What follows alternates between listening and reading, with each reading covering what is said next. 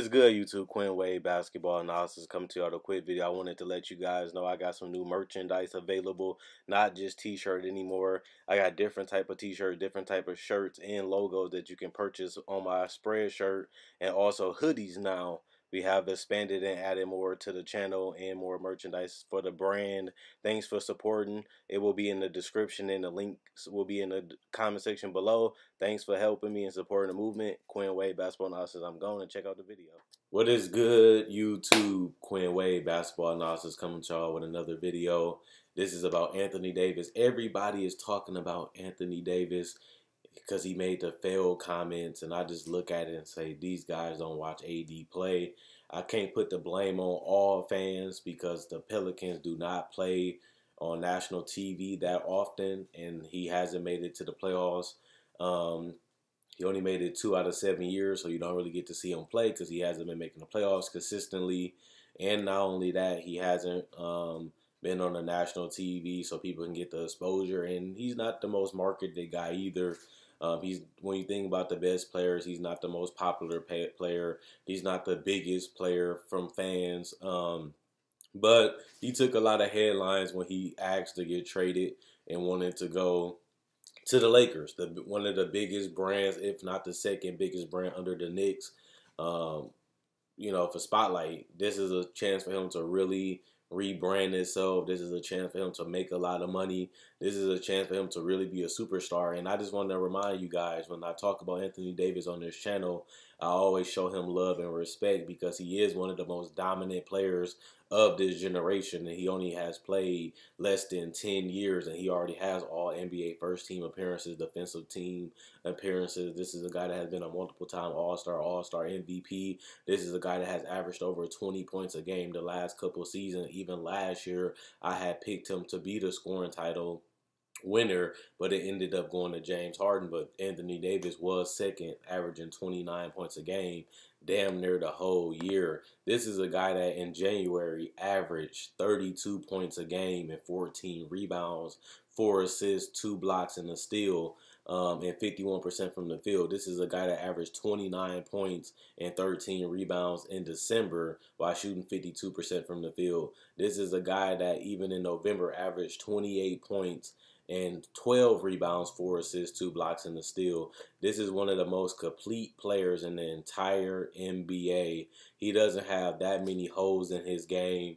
Obviously, one of the biggest holes is his three-point shooting, which most big men don't shoot threes that well. This is a trend that has been going up for him, being more comfortable from the three-point line and just continuing to have confidence to shoot it, even if he's not making them. So Anthony Davis doesn't need to shoot threes at this point of his career to be successful. His ability to continue to evolve, his ability to continue to get better has been one of the things that has been promising. This is a guy that came into the league averaging 13 and 8, comes back the next year averaging 20 and 10, and has been doing that or better the last couple seasons in the NBA. This is one of the most consistent and talented and promising players. He won a college championship. He has made it out of the first round, and he has obliterated the Portland Trail Blazers. And even though last year seems like a down year, that was actually one of his best seasons of his career, but before he got the fracture and before all the chaos came with the Lakers and obviously him sitting out. So to me, Anthony Davis averaged 28 points the 2 seasons prior on 50% from the field. He has averaged 50% the last 3 seasons, and that was supposed to be a down year. And this is a guy that has also shown that he can be an anchor. He can anchor your defense. He can rotate. He can cover. He can contest shots on the perimeter. This is a guy that can block shots all over the court, and he's a guy that plays hard and wants to win. This is the most talented team that he has ever been a part. Hopefully that they can stay healthy. I think people are sleeping on Anthony Davis for MVP because they're going to need somebody to really score this ball. Because when you look at the team that the Lakers put together, they're going to need other players to really carry them offensively. Because Avery Bradley not really known the last couple years for offense. Rondo is not known to be a scorer. LeBron James is, but he only can do so much by himself. He's going to need somebody to carry that load. And Anthony Davis has shown that he can give you 28 or more per game. And if he does that on a team that can win 50 wins, if he can do that on a team that can finish in the top 3 in the NBA, number 1 potentially in the NBA, depending on how the season goes, because there's no Kevin Durant. Paul George seems like he's going to be out the first month of the season, which could hurt their record. Kawhi Leonard, we know he has had minor injuries throughout his career. This is a guy that can legitimately be the MVP of the NBA for the Lakers, because most people are projecting that the Lakers, if healthy, will win over 50 games, which will put Anthony Davis in a conversation because he has already put up the MVP numbers. He just hasn't had the team success record-wise. So I think that all he missing is the team success. If he can come in with the same mentality, the same dominance that he has had throughout his career, the last 5 seasons, I don't see why Anthony Davis wouldn't be a legitimate contender for being the MVP. I think that's a realistic goal for Anthony Davis if he really wanted to go out there and do it. And one thing they always bring up to me is, does Anthony Davis has that fire in his belly? Is he willing to take over? Is he willing to do whatever he can to help his team win? I think he showed that against Portland. In a closeout game, they needed Anthony Davis to have his best season. His best stint, because you closing out video game Dame and CJ and a great coached Portland team by Terry Stotts. And I think that you do need somebody that's going to come in there with that mentality that we're going to win this game. You need somebody to be a killer. You need somebody to go out there and show that we got to stop this team so we can move on to the next round. And I feel like he was able to do that. 47 points on 65% from the field, 50% from 3, 88% from the free throw line, 10 rebounds, 1 assist, and 3 blocks. Those are numbers that you just look at like, wow, he almost gave you 50 points in a closeout game. And it was in a sweep. Teams play harder and come at you harder when they're about to get swept, especially when it's at home. So to me, I think Anthony Davis showed that he can really be dominant no matter what. And I think that's important. And then we even looking at the Warriors, the game they played against the Warriors, he gave you 34% on 50% from the field, 50% from 3, 77 from the free throw line, 19 rebounds, 1 assist, and 3 blocks, and 1 steal. That's pretty good numbers for a guy that's about to get closed out by the defending champs. That will go on to win a championship. So if you look at Anthony Davis, it's more about not having the talent to really go out there and compete and win the title. He has been dominant in high school basketball. He has been dominant in college basketball, and I don't see why he can't be dominant like he has shown so far in the NBA. He has shown even in the playoffs, even when he first made it to the playoffs, that this guy put up 30 and 10 on the Golden State Warriors on 50% shooting from the field. It's not like he sucks. It's not like he's been unlucky. He has been dominant, just like he has been in the regular season.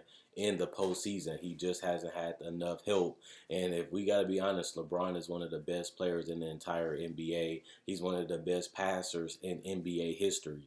This is a guy that can make Anthony Davis' job a lot easier. This is a guy that can really balance out the scoring load with Anthony Davis, and he can basically set him up at the same time. LeBron can go look for his shot while also looking for AD.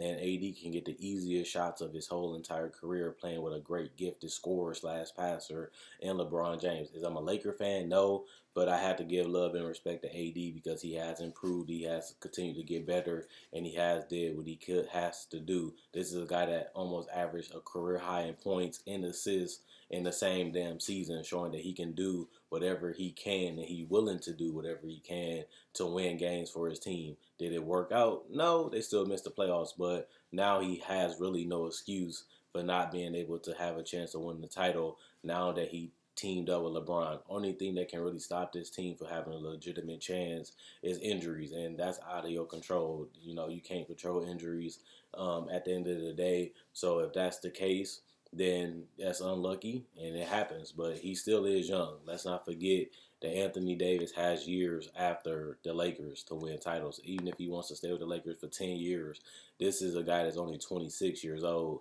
and he's going to be 27 next year in 2020. So even if he doesn't win a championship with LeBron these 3 years, he still has a lot of time to potentially win a championship in the future, even if it's not with LeBron. So let's not forget that either. It's not championship or bust with or without LeBron. It just this gives him the best opportunity to win a title because he's playing with a guy of LeBron's caliber, and he also has a decent supporting cast.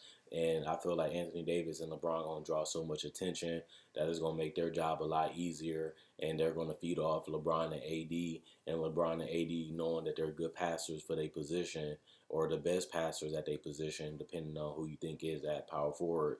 Um, they can really make their job a lot easier, and they can give their teammates some good looks, and that can help build their confidence. So I like this for Anthony Davis. I don't know who I'm going to pick for MVP, but people keep asking me who I might pick for MVP, and it's going to sound crazy because the two best two-way players in the NBA, but it's Kawhi Leonard. If I had to pick an MVP, it would be Kawhi Leonard. If I didn't pick an MVP, it'd be AD, but I don't know which one I will pick at this point.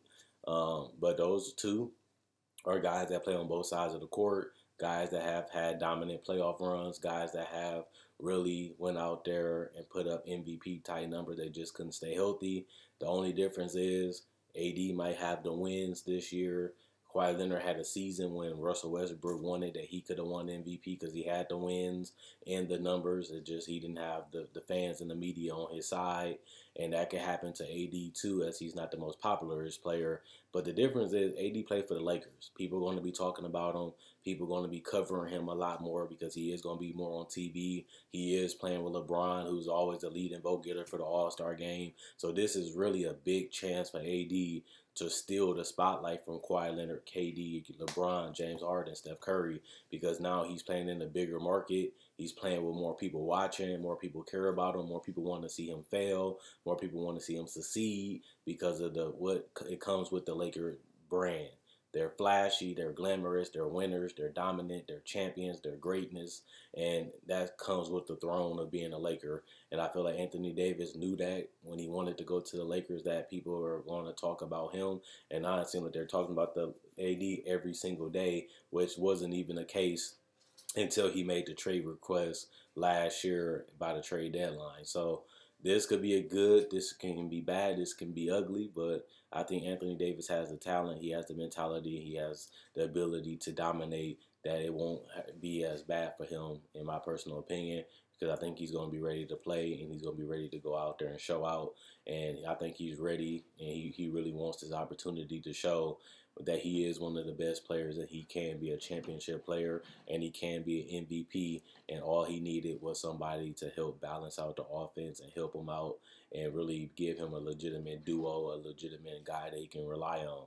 Will they win the title? I don't know, but I think that Anthony Davis definitely should be in consideration, especially on what he did the last 3 years.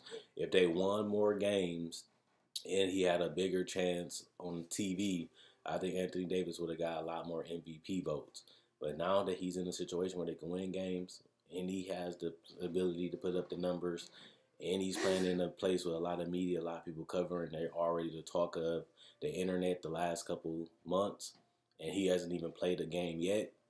Don't be surprised if Anthony Davis win MVP, and he should be in consideration to be one of the favorites to win it. And that's all I got to say. Let me know what y'all guys think in the comment section below. Check out my Facebook page, analysisplayground.com. Link in the description, comment section below. Check out my website, analysisplayground.com. Link in the description, comment section below. Thanks for everybody that likes on Facebook. Thanks for everybody that likes the videos. Thanks for everybody that comments. I like the activity that you guys have shown. I answered comments that make sense, if that makes sense. And also, at the end of the day, if you like this video, check out my older videos on my channel. I have many playlists. I break down rookies. I break down players. I break down summer league.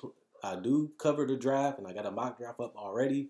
Not only that, I do podcasts, and I also talk about the game of basketball, whether it comes to summer league, free agency, trade deadline, buyouts, and also I cover top 10 discussions and stuff like that. So you like this type of video, you like the NBA, check out my older videos and my playlists. I enjoy making these videos. You guys enjoy watching. I'm gone.